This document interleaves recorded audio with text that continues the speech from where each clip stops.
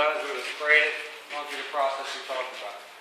Spray it, cover with wet felt, heat blanket, or just regular blankets. Come back the next day, turn the heat on to about 110, and left it till a minimum of the next morning. 48 hours post-cure is really the ideal scenario in terms of heat. Then when it's processed out, however we're going to process it, it's a good idea to acid etch it. Where's that moisture meter? Now, where we want to be is under 2% surface moisture, 5% at the core. That's really where we want to be. So right now, this slab, which we just cast on, what made this? Tuesday? Yeah. Is at 2%. It's hovering at 2%, 2.2 in some spots. Typically, cast on Monday, seal on Friday is in the range. Everybody's environments will be different. They had a piece that they were trying to get the moisture out of in this extra cold temperatures.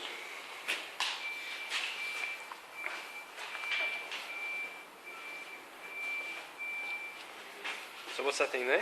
This is a moisture meter made by Tramex. The moisture meters for concrete are different than the moisture meters for wood. So wood's going to give you a completely different reading.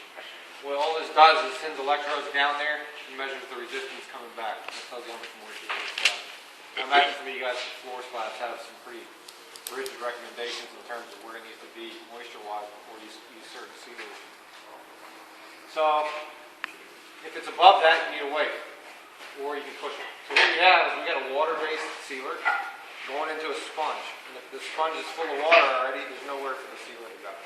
So basically, what we've done here, let's say we've done our process, we cast this on Monday, we demolded it Wednesday, we acid etched it, slurried it, finished our processing on Thursday wet, let it dry overnight, and we brought up the temperature. You want the minimum temperature to be 100 degrees, which is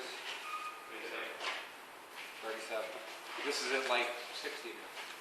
So it can go hot. We torched this one pretty hot, so what we're going to end up doing is chasing it a little bit more. What we want to do when we start, we've got a water bottle. Jeremy, you said water content and it's going to be less than 5. Less than 5 at the core. The surface wants to be at 2 or less.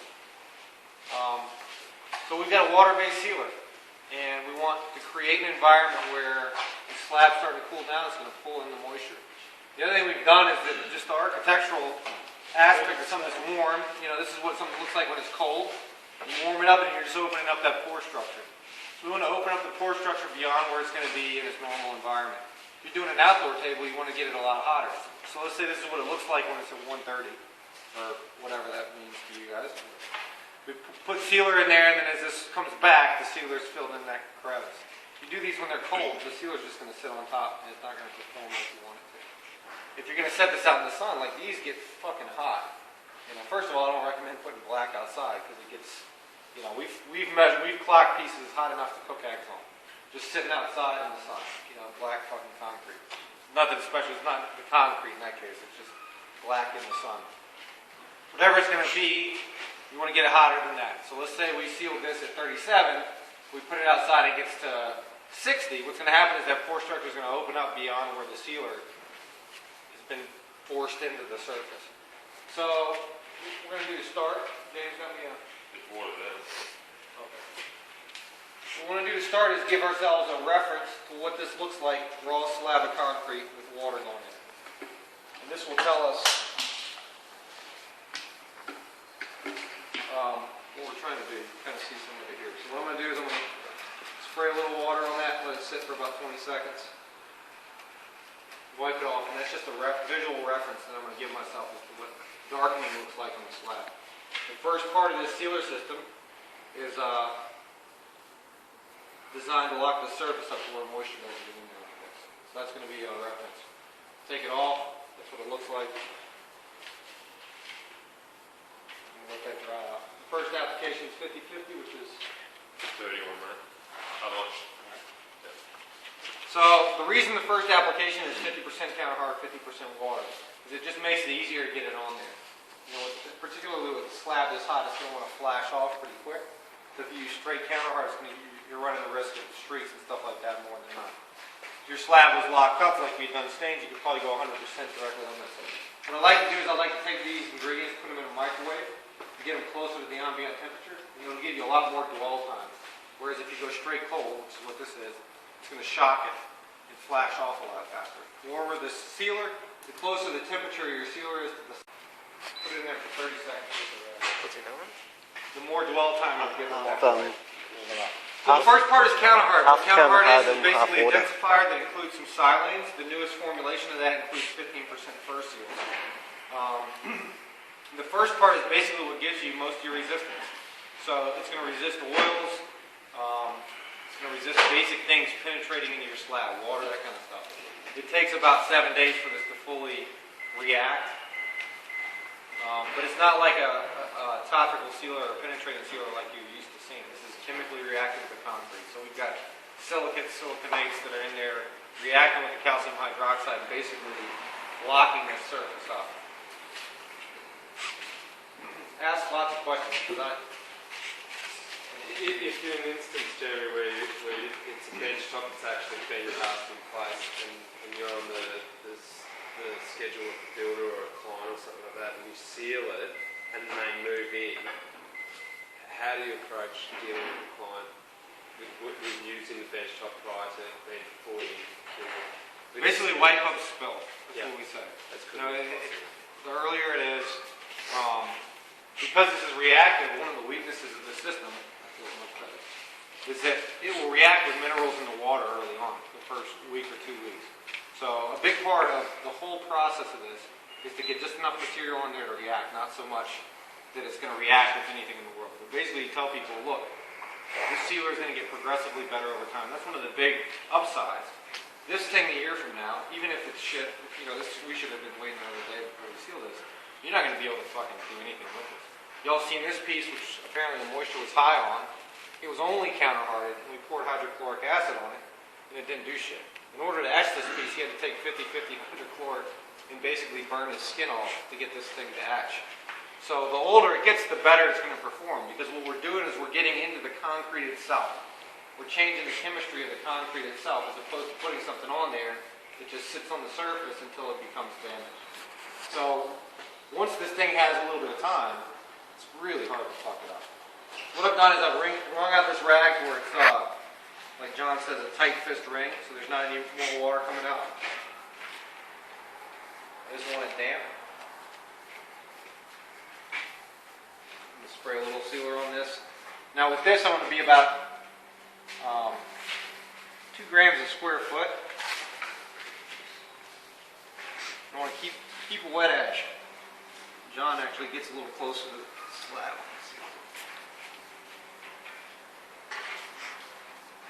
And that's it. So what I'm going to do is I'm going to do 2 applications of 50-50, and then I'm going to switch over to the 100%. Well, you did a great job sealing this. Jeremy, Right. possibly not wet edge, could you go over it again straight away? No, here's the deal.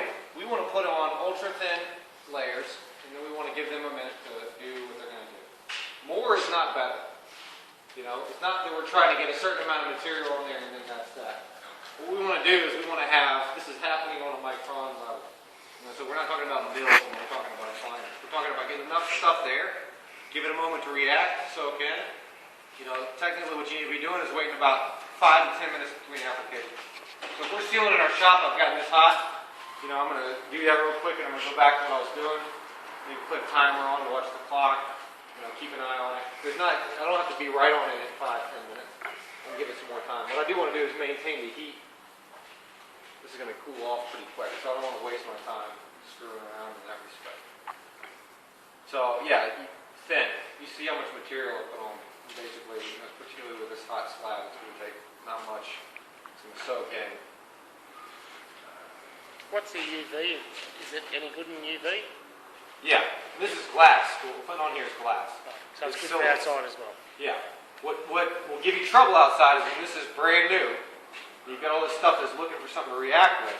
If you put this out the next day and it rains on it, you're going to get a white haze on it, which is basically the silicates reacting with all the shit that's going on in the air. That's where the Keep alcohol it is. inside for a couple of weeks. Yeah, well, 7 days, yeah.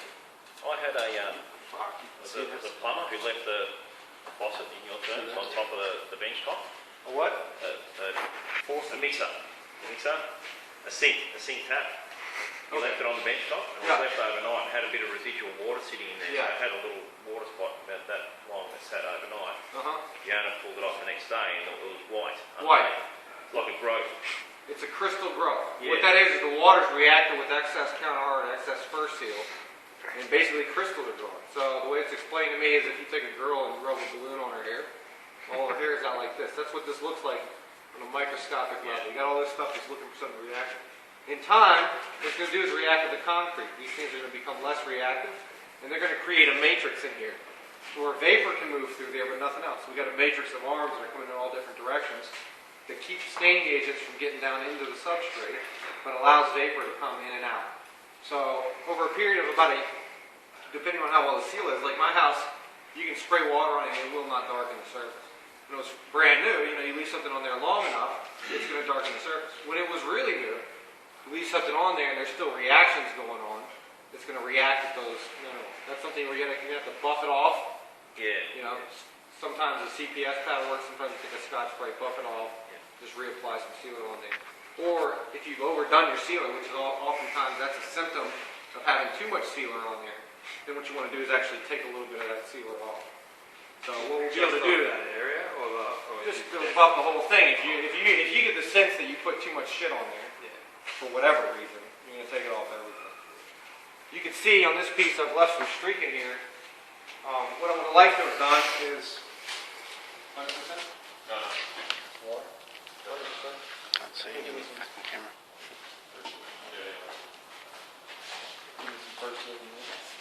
This one right here, because we put the stains on here, you can see the sealer wasn't really wanting to go in, the counterhard wasn't wanting to go in, because we pretty much locked the surface up to a large extent. What you can do, if you feel like there's areas of your bench that haven't locked up, you can take a little bit of, when you put the counterhard, you can have a little bit of fur seals with you, and you can spritz it on where it's beating, and that will break that surface tension and allow the sealer to go into the surface. So you can see that's beaten up. A little bit of fur seals in there. More and more. It should break the surface. All that thing's probably locked up.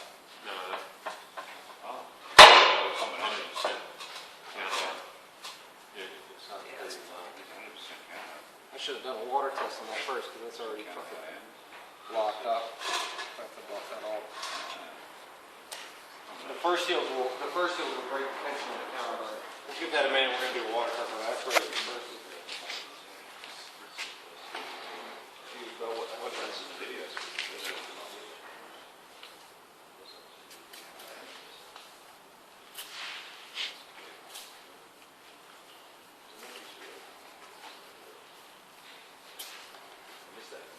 Is that 50-50 that one? This is still a 50-50. The next application is where I'll switch to 100. Wow. One of the things you'll find, you're going to see on this piece, is wherever your concrete is, it's going to be more of that once you seal. So you let Mel get a hold of a little crystal meth and fucking hit the shit with a grinder that goes fucking 10,000 RPM. You might have a bus on your hands there. So what we're going to do is a water test here. Now I'm going to do this right here because you'll see the difference between the area that's been ground flat and the area that's got these stains on it.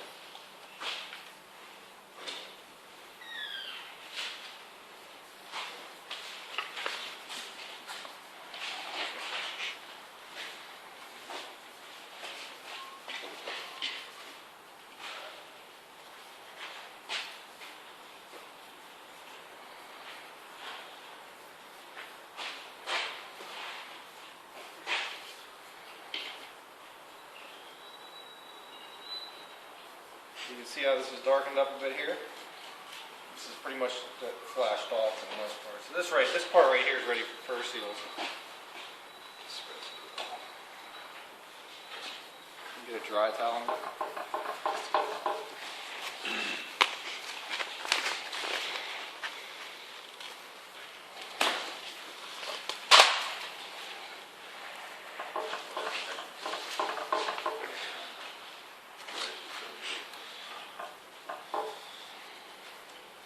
Speed this up just so you can see all the different parts of the process.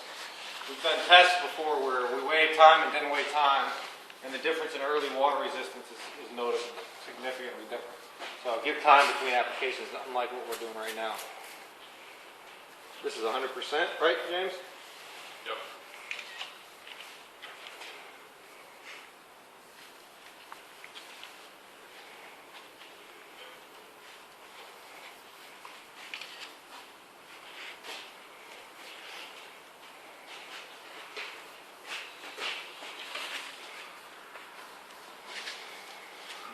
Some time to react. When you've got say you've got a bench top the size of this section table and you can't physically reach the other side of the table, what's the process there to try to kick that wedge?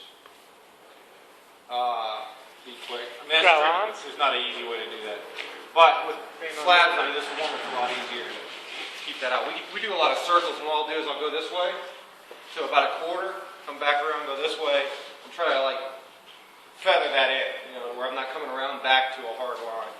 But with really big pieces, you just got to be, I mean, it's ideal to have two guys working on either side, you know, just kind of taking that edge like that together as you're working along it. If you lose the wet edge, that tragic. No, it's just the application marks can show up. Because what we've done here, let's say we had a huge bench top and I just did this and I came over there, this is already starting to lock up a little more. So the counterhard becomes more of a superficial application compared to what's happening right next to it. So that's essentially where the... But these are mostly application issues, you know, it's not... A lot of those can get fixed, you know, if you go sideways, you can fucking buff off what you're doing. You know, this is it's a lot more difficult to do stuff on a black. You can see these streaks are a lot easier to see where I've come on here. You can probably buff that off with a CPS pad. We're going to apply first seals because I believe that stuff will go away. It sits right on top. It's going to be much different than if the slab is taking that shit straight into the middle. This is 100%. So this the stain. So just for shits and giggles, we'll do another water test. Yeah. You don't have to do it. Just put the first seal straight on. Yeah, I guess so. I think he mixed counterhard in with those fucking stones when he did that. Oh yeah, it does do them, yeah. There's You got can some see in in it. here, I've forced some crazy and I got that so hot at a young age. You can see though, y'all saw what it looked like darkening the first time. Dark is noticeable from back there. Now you really have to get up on it. And that's basically, you know, ideally you want to be at 250, 50 applications, 200% applications. That's where you be ideal. If you get into sealing up pieces that are not as good concrete, you can end up doing this 10 or 15 times. What you've done at that point is you've added so much excessive material under the surface that that's where that reactivity to water and shit like that can become an issue. So that's one of the upsides to having concrete that's built for this from the beginning. So is it locked up when it's still dark in the fissure? Is the top's locked but the fissure's not? That's kind of an unusual scenario. But no, you want to see it essentially not dark enough when you're walking on it. So one of the things, our timing's a little fucked here and the surface of the piece is a little fucked. What I would plan to do with this piece, assuming everything was right, is I would do these, I'd wait 10 minutes between applications. I'd get to 4, I'd do a water test. Depending on where I was, what I might do is just put the heat over it. The heat will accelerate the cure. I'll come back after putting on heat on it at lunchtime or something prior to doing first seals, and I'll get a really good sense of where I'm at. Sometimes it's completely locked up. Sometimes one more 100% application prior to going into first seals. So, Plus another 4 hours? Hmm? Plus another 4 hours? You do a final application with counterhard no. just before you do the first seal? No, I'll do an application of counterhard, give it 10 minutes, go back into it. So what I'd like to do is I'd like to hit this with 100% counterhard and just walk away from it. You can see how the surface, before it was flashing off right away, and now it's dwelling on the surface a little bit more. I don't know if y'all can see that back there as well. Before it was flashing off instantly. Now we've started locking this surface up and it's sitting on the surface. It's taking a lot more time to get in. So what I want to do is I want to give 10 minutes between applications. I want to reheat it. Typically that period of time, especially in a cool time like this, it's going to cool off the slab. What I'll do is I'll go to lunch, put the blankets on it, and let it bring it back to the temperature prior to the first one. And then just see where I'm at. A lot of times I'm not going to put any more counterhard. It's locked up. I don't want to overdo the counterhard. to deal with all this stuff is don't do more than you need to do. You know, more is not better. Less is more. Exactly. So the timing is, 10 minutes between applications, give an hour or two.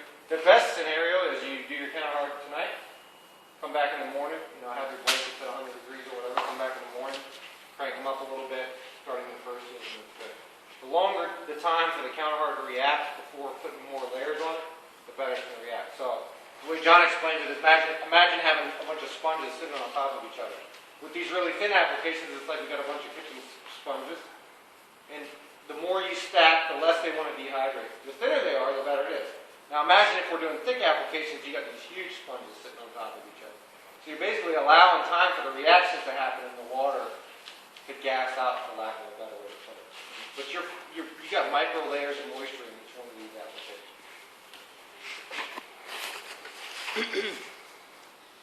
The other thing that's a good idea I did over here is to start in different places each time you go at this. Jeremy, if the ambient temperature is 100 degrees, would you then, and it has been, so your starting point with the slab you will heat it is 100 degrees, would you then heat it to force it to open further? So anytime I'm sealing, I want to start the sealing process at 100, 110. So it doesn't matter if that's what your atmosphere is. Rarely is your atmosphere going to be the same as your concrete because of the thermal mass of it.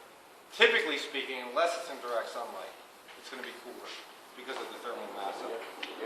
Unless, you guys live in brutal times out there in the West, it might always just be close fire. We only get 3 months on it. But it's Only. pretty fucking hot, I can tell you. All right, so I got a little bit of darkening. I'm going to do one more application of this. That's the 100. And again, I'm not applying a lot of sealer here. The other thing I'm trying to do is I'm trying to apply and come back into it without chasing it. Instead of spraying and chasing the sealer, get it in the rag and work into it. Now, what we're going to do is do a time lapse now. Voila! Some of you just got back from lunch or the next day. Give this a minute to go out. Yeah, you need it. That's good. That was nice, Fletch. See that chick with that top? Yeah. It's fucking Polish girl. Polish girl. She's hot. Usually the short-haired girls, you gotta wonder about that. I think she'd have been down with the fuck. Surely would not be. Is that what you call it? A joke? Jamaican joke. Jamaican joke. No. You're calling my dick a joke, aren't you? I think she did want to know about that. So, we give a scale for Jim? Yep. So Jimmy, that's the way the video, the constant ringing out, putting Yeah. container. Right. What's all that about? It's about, you've got reactive material on the sponge. This stuff, the time I've done it is not as noticeable. Okay. But if you've got a bunch of reactive material here, and it's drying up a little bit, and you spray more on there, all this reactive material is going to react to the crush, and that's going to cause the temperature frequency. So by cleaning out your rag every time that happens, that's what you should do. It will alleviate that potential. Would you use the same applicator per job in a week's time? 2 weeks' time? If you clean it out real good and keep it in a Tupperware type container. So it's another delivery. There's no telling them. I got rags all over the shop. Some of them, use sealer. Some of them guys wipe their. 50 cents, throw it away. That's kind of. There was a lot of problems. So we've come back from lunch now. We did a water test. We like the way it looked. There's no darkening. Now we got our sealer. What I'm going to do is I'm going to weigh both these things. Let me remember 281. It's a half a gram a square foot is where I want to be. This is roughly 5 square feet. So I want to be at 2.5 grams and walk away from this. So theoretically, I'm going to hit that at, what was that? 289. So what's that minus 2.5 grams? 78.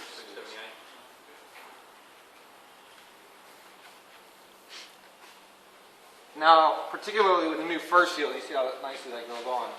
It's not as big a deal if you miss in one direction or the other. So I was a little light, about a gram and a half. It's about a gram and a half. So the next one I can step up just a little bit. Not a lot. Kind of split the difference. We want to end up at 2 grams a square foot. That's the application where you want to be at. Man, this thing's good. Is that a brand name or What's that? fur seal? Yeah, first second. Sure. Right. First seals. It is a brand name. Yeah. Right. And it's the first one we do, even though it's the second one we do. There used to be numerous application steps to this, and there was a final seals, and there was a first seal. So the counterhard was called CH Prep, counterhard prep, which is what it is now called CH Prep. That was to prep your surface. And you had the first sealer application, and then you had the final sealer application, which is why it was called first seals. You say fur, like furry, fur seal. Yeah, furry seal. Right. Okay. Things that biosharks throw to each other. Wait, Fur seal. fur seal. Not first still. I didn't think it was first. First, you were saying. I thought it was fur, if you are. Fur seals. That's why I said it.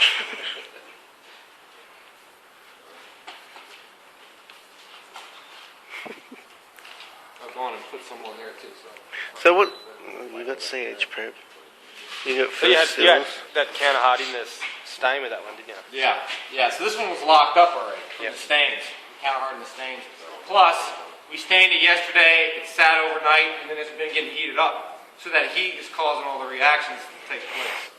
So this thing is quite a bit along. You can see the application marks after a little bit of first seals aren't quite as bad as they were. There's a blend them out of it. Yeah, to an extent, some application marks do. The other thing I'm doing when I'm applying this, every application, we're going to say I've got 25 pounds of pressure on there. The way you can tell that, find a scale that can go up to 25 pounds. Do that. 25, 30 pounds, which is 13 kilos. Put 13 kilos of weight on the scale, and you'll see how much pressure that feels like. And that's what it feels like to go across it. That will help you get the sealer, force to sort of scrub the sealer into the substrate. And it'll also help application marks. Don't be fucking dainty about it, girly about it. You know, put some pressure down on these dudes. Yeah, except when you get to that fucking slab that's a couple of square meters. By application number 6, you're gonna wish you were just Yeah, I'm a good man, falling not a off. fucking hero, you know. So that's number 3. We'll do one more. And get on with the cleaning part of it. So what's clean and set then? That's the thing you clean and set it with. It is vinegar. Clean and set. So we got all these things that are charged up like this after we're done with this. Clean and set is a pure acetic acid, which is vinegar. It's pure, so it doesn't have a bunch of impurities in it, which cause it to react and give you fucked up shit when you're doing it. It's also got some fluorosilanes that improve the water repellency of the piece. So at the end of this, we got all this shit sticking up. The acetic acid offers a charge to fucking get those things to react with and causes things to start settling down faster. So at the end of this, after we're done with number 4, we'll do clean and sets. And we'll do 3 applications of a vapor wipe, which is just to wring the rag out, spritz them on, wipe it down to where you're basically leaving a vapor trail right behind your rag. That's how much you want on there. One of the interesting things you can do is take some clean and sets and take a little bit of first seals and pour them both into a little cap of water or something and see what happens to it. Fucking reacts it pretty rapidly. Is this obviously it's a food grade, but has it been tested to Australian standards for food grade? Australian standards, that was the first thing we did. Right.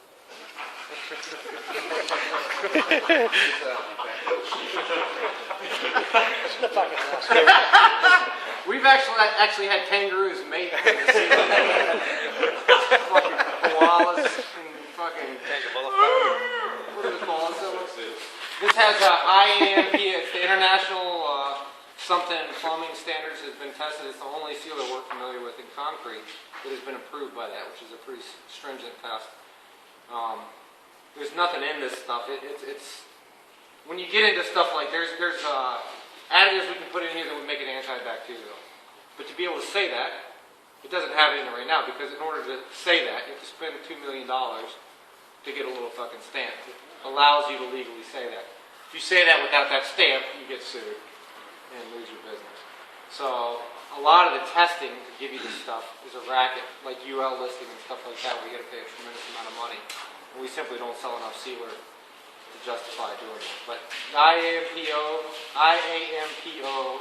test is on the website, I believe. That doesn't mean nothing either, really. None of it really means anything. So basically you can't, if you're doing a bench top, you cannot legally say that's a proper sealer. I don't know what the rules are here. I know you I'm can't. just curious because No, you can't say the bacterial example I gave you. Yeah. We can't call it the word antibacterial. That word is a fucking code word for been tested in the States. It's absolutely food safe and there's chance of someone getting sick of it's buckley's, but nine no, you times out of can't ten, get sick off it. You yeah, can nine, drink this. yeah, 9 times out of 10 people ask that question though. It's USDA. As I understand Drink it, some. It's USDA. Have a shot. Yeah. Just don't put it in writing. as I understand, there is no Australian standards for concrete counters or bench tops at all. Yep. So people ask you what Australian standard is. There is no Australian standard, really is. Yep. It's no Keep your. off this fucking junk, mate. Then you just say we run to US standards, which are more stringent. We just say this. Hey, there's no standards for Australia, so we run Put it to. on. Yes, put it on. See Jeremy and that. You like looking at it from the backside, don't you? This shit is Trouble is, you're getting closer. unruly. Try to fucking Not locking up well. It's fucking locked, are you kidding me? Too much on? Yes, you can put too much on. 2 grams a square foot for you to do. This one caught me off guard. You probably CPS that. Probably what I would have done at the beginning of that is CPS when I realized I should have done a water test. That really Fucked it. You got clean set here? Yeah. You want to read our clean. There's one down there, isn't there? Our water. Our water. Let's get a. Back. How important is distilled water as opposed to just tap? Well, when your tap water is the color of your tap water, it's fucking important. So, Go ahead and spray or yeah, go ahead and put it at 400 and we'll label that. with the water. That's clean set, right? Yeah. That's water, right? Yeah, it's still a touch of water. Drink it. No, I wouldn't drink the water here. So basically you got a reactive sealer. And if you have put your sealer, distill it with a bunch of fucking minerals and shit in it, it's going to react with minerals. It's hard enough in your bottom place. So that's the reason why you want to use distilled water. So from a time standpoint, it's for storage purposes. It's like your 50-50 counter, for instance. You know, if you want it to sit on the shelf for longer than a day, you put clean water in it, it'll do that. You put dirty water in it, it won't. It's wonderful. As far as 3 parts water, 1 part clean. So can you just use normal vinegar? You can. You run the risk of the impurities in the vinegar giving you trouble, and you don't have the fluorosilane that are in this that improve your water results. What about for cleaning afterwards? Can you just get them to use vinegar and water? Yeah, you can. The thing that's always concerned me about this is that I come from the days when you just do everything to keep vinegar away from your top, and the idea let Susie homeowner fucking pour a bunch of vinegar on her shit. But that's what John tells me. I think Windex has a vinegar-based cleaner, and that's what he suggests using. I'm using 100% clean set. You can use that. It's not gonna hurt you. End of the day, though, if you want to maintain contact with your customer, you can sell them by cleaning the set Yeah. as an ongoing business, and then you go back and revitalise it later on.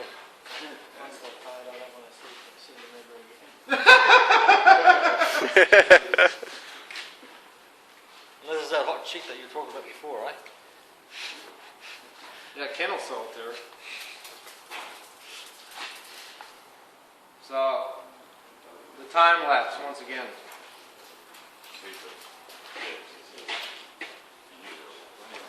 What's the real time? I like the, you can see this shit's repelling fucking like mad. That's new fur seals. So this is pure acetic acid, which is significantly stronger than vinegar, which is the thought behind diluting it, right? Yep. 3 parts. Three. Three water. We got a. What we can talk about? What I like to do is do this tomorrow. You know, This will be a third day. this is 3 days to seal, basically. Nah. Yeah, you said first seal. What I like, Can I what talk? you're gonna do, you can do this like this. You can start in the morning, warm it up, seal before lunch, heat it up, seal after lunch, first seals, Yeah. hit it with clean and set. The Right. longer there is between applications, the better this shit's gonna happen. Yes. That's basically what it boils down to. You're not locked into a period of time. You can do this in the time frame almost we've done it in, wait 10 minutes between each one of these applications and walk it out the door. The difference again is not like the sealer's not, it's just not gonna have, because we've stacked a bunch of wet sponges on top of each other, it's gonna take longer for that to dehydrate. Yeah. At the end of 3 months, you're gonna have the same seal, either way, whether you give it time or whether you don't give it time. At the end of tomorrow, this is going to perform better if you give it the time between applications. So you can actually clean and set it before you install it. That's what we do. You know, we'll clean and set. We'll finish our process, clean and set right away. Right, 20 minutes after we've done it, end of the day or whatever. We'll clean and set before taking it and loading it up onto the truck and we'll clean and set when we're done. Install it. And this is a way to clean it. Now, anybody who's familiar with using this, you take some notice in the fact that this is beaten up. Beaten up, basically pure vinegar. That's all big function of this person. When you come back, you do that will be the same after you're done. That's it. Right. What are you going to charge Ken for restocking for all the seals that we got? What's wrong with the seals? Just add a bit of counter over it. I'll give you the counter over at a cheap rate. No freight included. You can see that that's... No freight arrived, did you say? stuff. What you can do, what we've suggested is this, and this is what we've started doing, is we've cut our counterhard with 15% fur seals. So you can take your old fur seals. Do you have a lot of counterhard on hand?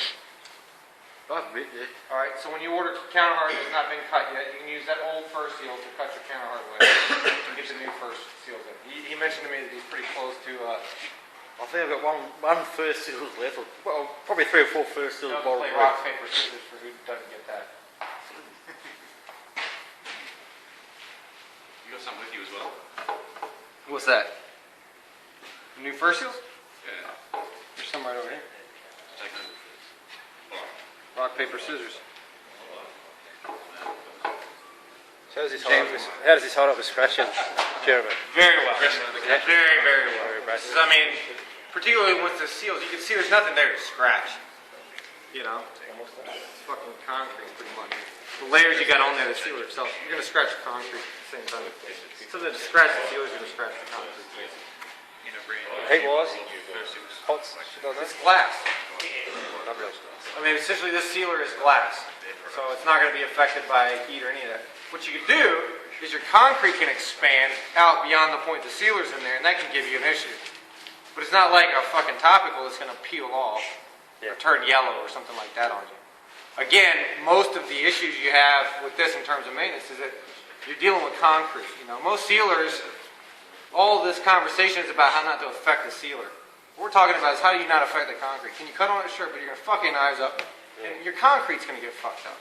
You know, so the space between you and the concrete is not occupied by a huge amount of sealer. You know, basically, at the end of the day, what should happen with this is that all this sealer should end up as part of the concrete, not a separate thing where you have, you know, concrete sealer. It should be something where everything bonds together and it's all one thing. And a year from now, you're going to have a hard time fucking it up. So the first class we did, I sealed a piece in February. I'd done a shit job sealing it up.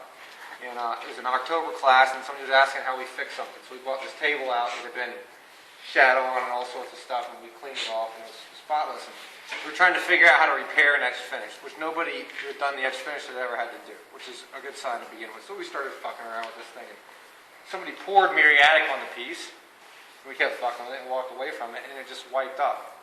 And it didn't get into the fucking concrete or anything. What's muriatic? Hydrochloric acid. So, if the point acid's not affecting this, you know, you got a pretty good thing with it. What are the reapplications of it, like in terms of longevity? When would you be suggesting it need to be reapplied? Have we not gotten that far?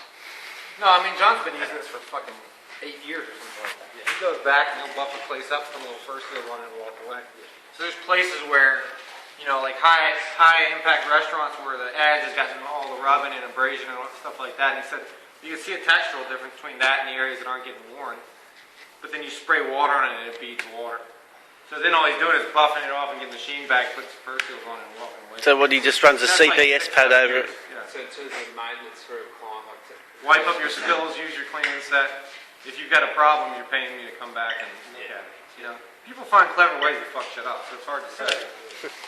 You know, this is what it's wrong. You're really right to sort of say that This is what it is. Where you got to be worried about is making sure that their expectations are set on the front. Look, this sealer is not ready for full-time use right away. Now, the other irony is that white spot you talked about, like you said, you could feel the texture. What that is a crystal growth. The right amount of use of the countertops takes that away completely, and it's gone. So I had a job with a real finicky one. That vanity I showed some of y'all that's in the curb building. Oh my God, we put something on it, the next day we got a ring on it. I'm not paying you until you come fix it, and it's like fucking way away from anything. I'm like, I'll get to it when I get to it. No, this fucking one's crazy. So I took like a huge toolkit of shit Saturday morning, like, fuck, I had no idea what I was getting into. And I walked out of that house 20 seconds after walking in. I mean, it was literally taking a gray Scotch Brite, wiping it off and walking out. And that was it. Charge him. So if She had big tits. the designer had big tits. That's we'll get into that later. But use would have dealt with it. So it's this funny thing between like wipe up your shit and don't act like a slob, but don't be afraid to use it. That abrasion, it's just like anything that's carrying static. Moving across it helps everything fucking lock together. This is not a bad thing for it. Leaving a spill on it overnight may or may not be a bad thing. John's got a blog going on the forum right now, and he's showing you all the test results for this new. That he's stain testing. Yeah. Exactly. Yeah, and he's putting all sorts of shit on it, and not having any bad results. And this 24 hours post seal. Now, if the piece has been treated well, you know, you could probably put this on here and wait. It's gonna sketch it at some point. I don't know how long it takes, but it's not penetrating, so it's a good sign. Everybody's like, oh my God, this is fucking complicated. And John made a good point to somebody yesterday. This is as simple a process as you make. Getting your head wrapped around what's going on is complicated. Because it's not like roll on plastic, let the plastic cure. You know, it's a relationship that a sealer has with the concrete itself. Once you understand that, I don't think about sealing it. And I've done it all. I've put on the fucking alien suit, had UV lights and sanded for days and all that bullshit. And I don't think about sealing it. We've had issues. We've absolutely had things where pieces go outside and they get fucking white on it. I'm going to go back and buff it off. And, you know, we've pushed it. The longer we do it, the less issues we have. You know, that's the most recent callback I've had with that, and it took me 20 seconds to fix it. Now that I've seen that and I have the experience with it, when the lady calls next time, I'm going to say, take a fucking something to wipe it off. You know, stop calling me. Yeah, you lazy cunt. Is there such thing as too much cleaning set? This doesn't sound right, does it? No, except that you're wasting money. That's it. Yeah, I mean, you don't want it to dwell on there, but yeah, you're gonna. This is probably more of a problem. That's what a vapor wipe should look like. You see, the first time I had it, I feel it on you. Kind of the vapor right in front of you. As soon as it stops hazing, if it doesn't haze anymore, that's enough. As far as what? So they say the final cleaning set should be, and then you let it dry.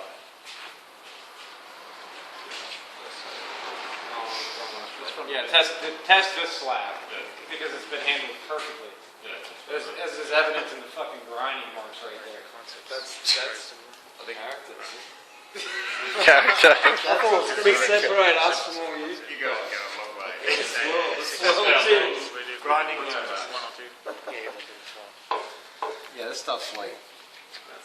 So the common issues with streaking, if you read a lot of the threads, the best way to handle that is what if you've got streaking of the first seal there, just CPS will do it yeah, most of the time. and then do you need to put any more sealer on, or just go straight to the cleaner? It depends on if you're taking shit off. We've got the 4 grams a square foot has some room in it, so that if you do put one on, you can. Also, a lot of times just working on it will fucking do that shit too. So that's ended up being part of the treatment that we did with that CPS pad and the high speed dry grinding and the See you fucking. High speed. Yeah, the speed definitely has something to do with it. You use a 100 grit pad, but it turned out 3,000 grit. yeah. And see, to me, this is a nicer high sheen. This one obviously was brown. We've exposed some holes. That to me, with some texture on it, is a nicer high sheen because it looks like concrete, doesn't look like plastic, right? I don't like high sheen. Now you can see, this is gloss. This is not gloss a lot from where you the temperature is part of it. That band is now, we polish that, not like a 20 to 1, what we call arbitrary acid on the cut. All those numbers are irrelevant to you guys. But had we given that a light action, just where it was that flat, Say, these aren't squirrels right here. if you fuck the whole thing, if you fuck the whole lot really bad, can you re-acid with acid and start the whole thing again? You can. The acid